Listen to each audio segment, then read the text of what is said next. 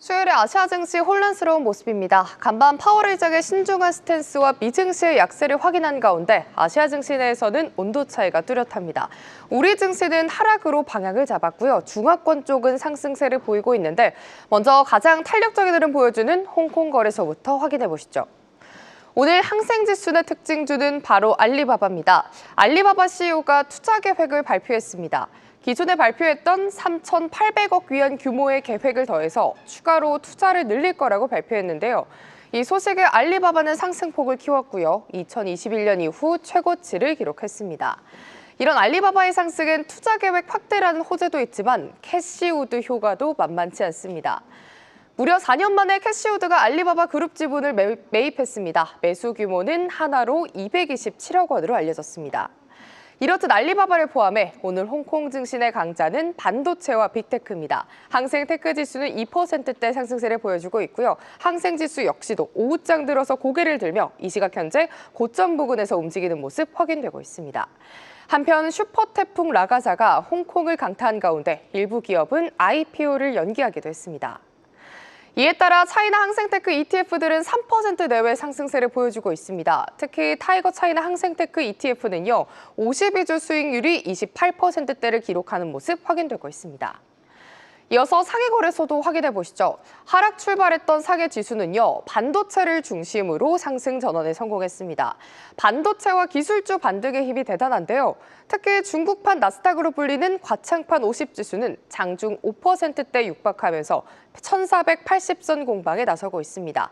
이에 오전에 하락을 뒤로하고 전약 후가 흐름 보여주는 상해종합지수 이 시각 현재 3840선 공방에 나서고 있습니다.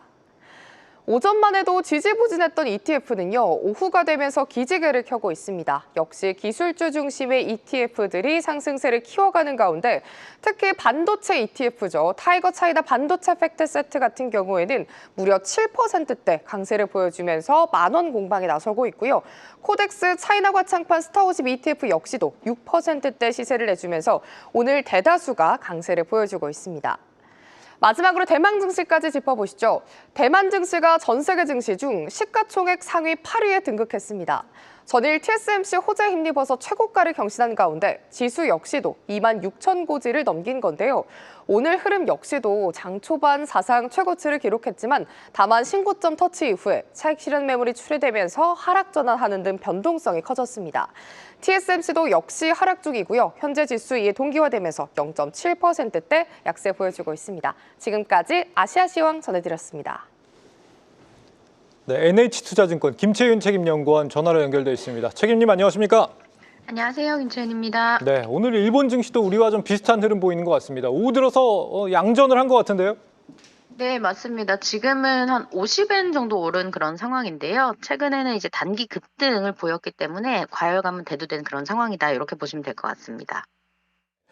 지금 니케이가 우리보다 먼저 사상 최고치를 경신했었죠. 여기 연동되는 ETF 투자하신 분들이 지금 최근 5년 동안 비교해도 최대로 불어난 것 같은데 연말까지 계속 좀 투자해 볼 만한 걸로 보시는지 궁금합니다, 연구원님. 네, 말씀 주신 대로 니케이가 다시 한번 사상 최고가를 경신을 하면서 지금 이 ETF를 연말까지 그대로 들고 가도 되겠냐 이런 질문을 좀 많이 받는데요. 저는 가능하다고는 보고 있습니다. 근데 다만 이제 좀 단서를 붙이는 편인데 최근에 일본은행이 ETF 보유분을 단계적으로 시장에 매각하겠다 이렇게 좀 밝혔기 때문에 시장에는 매도 압력으로 작용은 할 수 있습니다. 근데 따라서 무조건 전량 보유해서 들고 간다 이런 것보다는 일부 차익 실현이나 리밸런싱을 병행하는 전략이 조금 더 바람직하다 이렇게 좀 보고 있고요. 연말까지는 결국에는 글로벌 금리 방향이나 환율의 흐름 그리고 일본 기업들의 실적 개선 여부 이런 것들이 중요했기 때문에 부분적으로 이제 환 노출을 줄이거나 늘리는 그런 유연한 보유 전략이 좀 필요하다 이렇게 말씀드리고 있습니다. 예, 특히 이제 일본 반도체 ETF가 지금 수익률이 최근 한 달 동안만 해도 24%가 넘던데 말이죠. 반도체 쪽으로 좀 이렇게 집중해 보는 전략은 어떻게 보세요? 네, 일본의 반도체 관련주들, 그리고 특히 그 관련 ETF들이 최근 성장률이 좀 올라왔는데요. 이거는 이제 AI 향으로 좀 많이 수익률이 올라왔다. 이렇게 좀 보시면 될 것 같습니다. 아무래도 글로벌 AI 수요, 데이터 센터 투자 확대, 이런 것들에 일본 기업들이 적극적으로 투자를 하고 있는 그런 상황이기 때문인데요.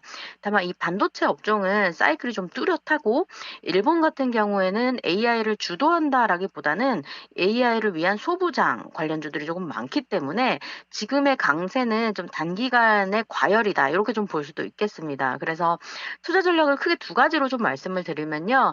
단기적으로는 이 강한 모멘텀을 활용해서 추세를 따라가는 전략은 반드시 유효하고요. 다만 이 중기 이상으로 좀 보자면 아무래도 밸류에이션 부담이나 업황 사이클 전환 이런 가능성이 좀 대비해야 된다. 이렇게 좀 보고 있어서 반도체 ETF 비중은 적정 수준으로 좀 유지하시면서 성장 추세는 가져가면서 환율 리스크를 고려하는 그런 접근이 가장 바람직하지 않겠나. 그러니까 바벨 전략 추천드리고 있습니다. 이상입니다.